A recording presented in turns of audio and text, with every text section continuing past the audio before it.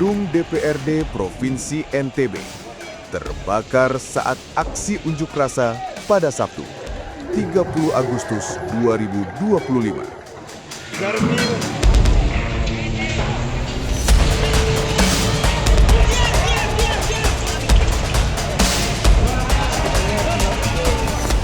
Massa melampiaskan kemarahan kepada anggota DPR dengan membakar gedung kantor dewan di daerah. Insiden ini mengejutkan semua pihak, termasuk massa aksi yang hari itu datang berunjuk rasa. Tak disangka, api dengan cepat membakar seluruh gedung.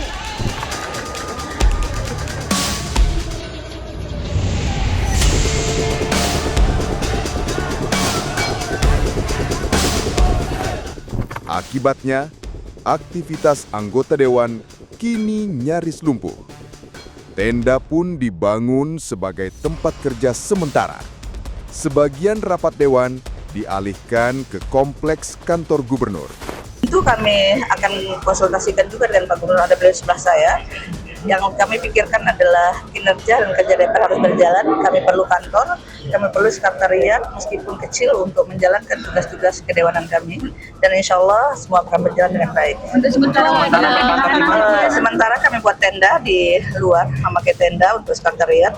Tapi paripurna mungkin nanti kami pinjam gedung Sangkareang untuk paripurna. Tapi setiap hari kami berharap kami memakai tenda saja di luar untuk sekretariat. Kita sudah tadi konsolidasi Forkopimda juga. Kita sudah berbagi tugas. Intinya kita berusaha untuk tetap menjaga situasi supaya tetap kondusif, itu yang penting. Karena kita sedang membangun setiap situasi ketidakstabilan yang terjadi pasti akan berdampak terhadap pembangunan dan akhirnya terhadap masyarakat luas. Itu yang kita jaga. Sementara itu, polisi kini tengah memburu para pelaku yang terlibat dalam pembakaran itu. Karena DPR ini adalah dibangun dari uang negara, uang rakyat, dari pajak-pajak rekan-rekan sekalian. Untuk itu jangan dibakar seharusnya. Karena nanti untuk pembangunannya pakai uang daerah juga, gitu. Uang kita juga pakai untuk membangun. Jadi memang yang melakukan pengerusakan ini nanti akan saya lakukan penindakan. Mudah-mudahan nanti akan ketangkep aktornya dan mereka harus mempertanggungjawabkan perbuatannya. Ya.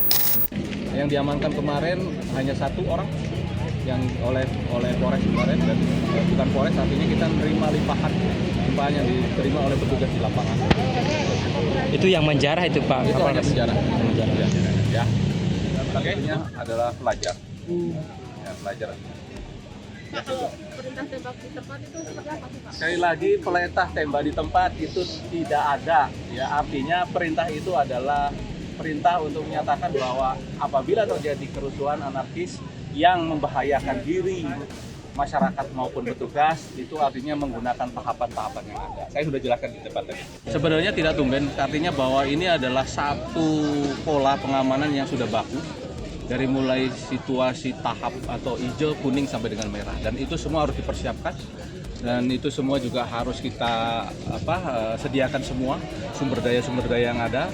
Dan kaitannya dengan itu tentunya kita juga harus melihat bahwa situasi saat ini kita dalam rangka untuk cipta kondisi. Tadi ada disebutkan hijau, kuning, dan merah Pak. Kalau sekarang ini dalam kondisi seperti apa? Ini kondisi ini masih hijau. Jadi eskalasi itu jangan dilihat bahwa eskalasi tiba-tiba dari kuning, dari lampu merah, tidak, tapi semua bertahap. Nah, dalam rangka itu tentu kita sudah sesuai dengan perintah Kapolri bahwa kita harus menyesuaikan dengan SOP yang ada, ketentuan-ketentuan ada, tahapan-tahapan yang ada, makanya inilah yang kita jelaskan. Terkait dengan perintah Kapolri, ada langkah tegas dan terukur. Langkah tegas dan terukur tadi saya katakan bahwa dari mulai hijau, kuning, merah itu sudah sesuaikan dengan tahapan. Berarti akan menjalankan sesuai SOP dari Kapolri. Ya. Status masih siaga 1 Pak sampai hari ini? Siaga 1 adalah petugas, artinya bahwa petugas siap untuk digerakkan kapanpun saatnya. Tapi untuk masyarakat silakan melaksanakan kegiatan, tidak ada kata siaga 1. Ya, Mataram aman, Mataram kondusif, ini adalah bagian dari tugas kami. Siaga 1 artinya supaya anggota atau personil kami tidak kemana-mana, artinya tidak keluar dari kota sehingga mudah untuk ini.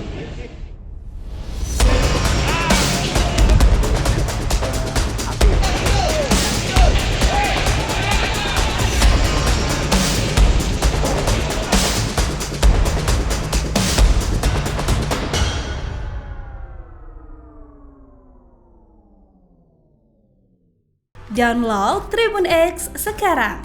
Menghadirkan lokal menjadi Indonesia.